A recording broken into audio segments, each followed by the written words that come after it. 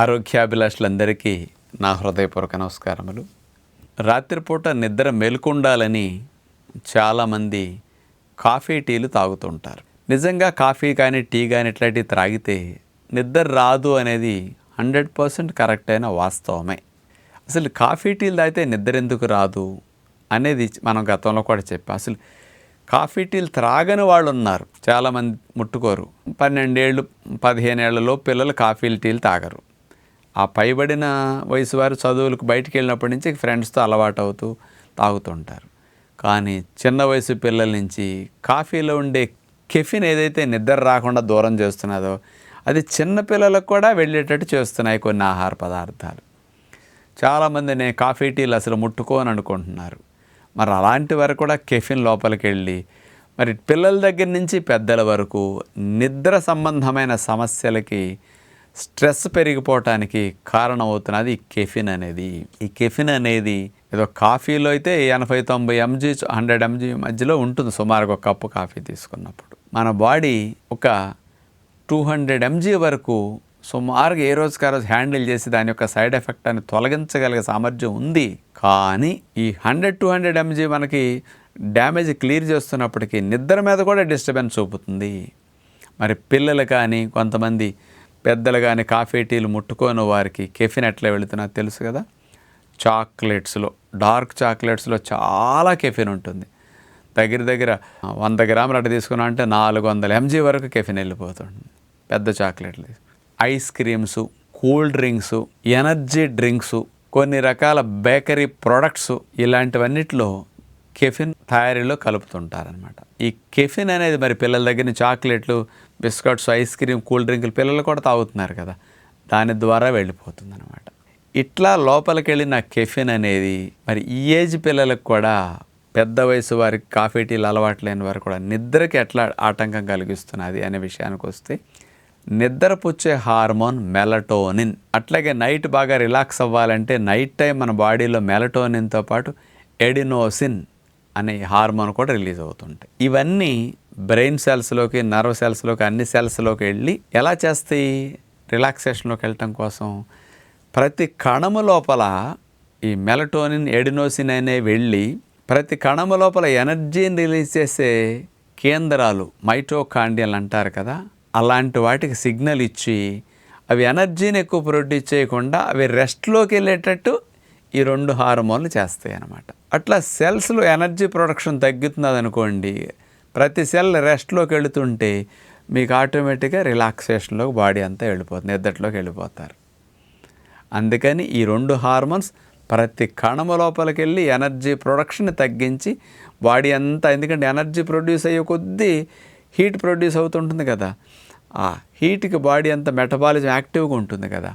అందుకని metabolism slow down అవ్వాలి, relax అవ్వాలంటే, రిపేర్ క్లీనింగ్ స్టార్ట్ అవ్వాలంటే.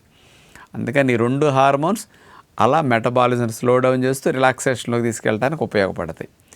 ఈ కెఫిన్ అనేది ఏం చేస్తుంది? ప్రతి కణం యొక్క తలుపులు, రిసెప్టార్స్ ఉంటాయి కదా, అక్కడ కూర్చుని ఈ మెలటోనిన్ని కణము లోపలికి వెళ్ళనివ్వకుండా చేస్తుంది అనమాట. అందుకని ప్రతి సెల్కి లోపల ఎనర్జీ ప్రొడక్షన్కి కావాల్సిన మైటోకాండ్రియాలు ఏవైతే ఉన్నాయో అవి యాక్టివ్గా పనిచేసి ఇక వాటికి పవర్ సప్లై బాగా జరిగి ఇక ఎనర్జీని ప్రొడ్యూస్ చేస్తూనే ఉంటాయి. సిగ్నలింగ్ బాగా వెళ్ళి ఎనర్జీని ప్రొడ్యూస్ చేస్తూనే ఉంటాయి అన్నమాట.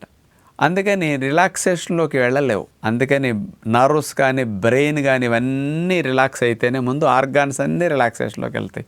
మెలటోనిన్ అనేది, ఎడినోసిన్ అనేది సెల్ లోపలికి వెళ్లకుండా ఈ కెఫిన్ అడ్డుపడుతుంది. అందుకని నిద్ర పట్టదు, నిద్ర రాకుండా పోస్ట్పోన్ అవుతుంది. అంటే గాఢ నిద్ర కూడా పట్టనివ్వనమాట, ఎందుకంటే దీని ఎఫెక్ట్ అట్లా ఉంటుంది. అందుకని టీ, కాఫీలు త్రాగకపోయినా కెఫిన్ అనేది మనకు గనక వెళ్ళింది అంటే ప్రతి ఒక్కరికి నైట్ టైం బాడీ ప్రాపర్ రిలాక్సేషన్లోకి వెళ్ళలేదు.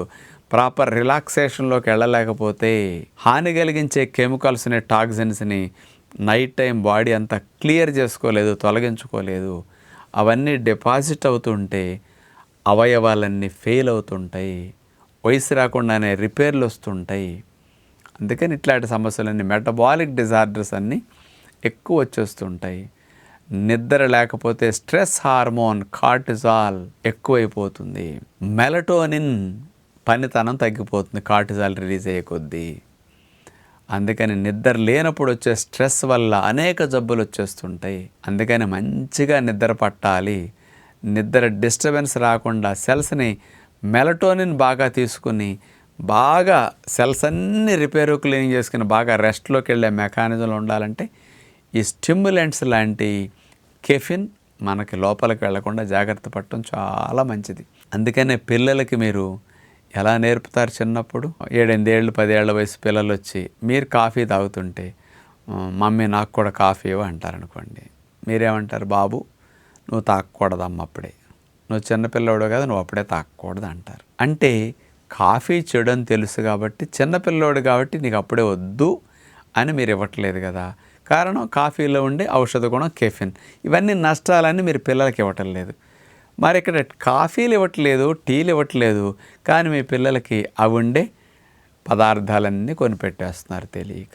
అందుకని బయట మార్కెట్లో కొనుక్కునే చాక్లెట్స్ ఎక్కువ భాగం, అట్లాగే కూల్ డ్రింక్స్, ఎనర్జీ డ్రింక్స్, ఇంకా కొన్ని రకాలుగా ఐస్ క్రీమ్స్, ఇలాంటివన్నీ ఉన్నాయి మార్కెట్లో ఎక్కువగా కలిపేసి అమ్మేస్తున్నారు.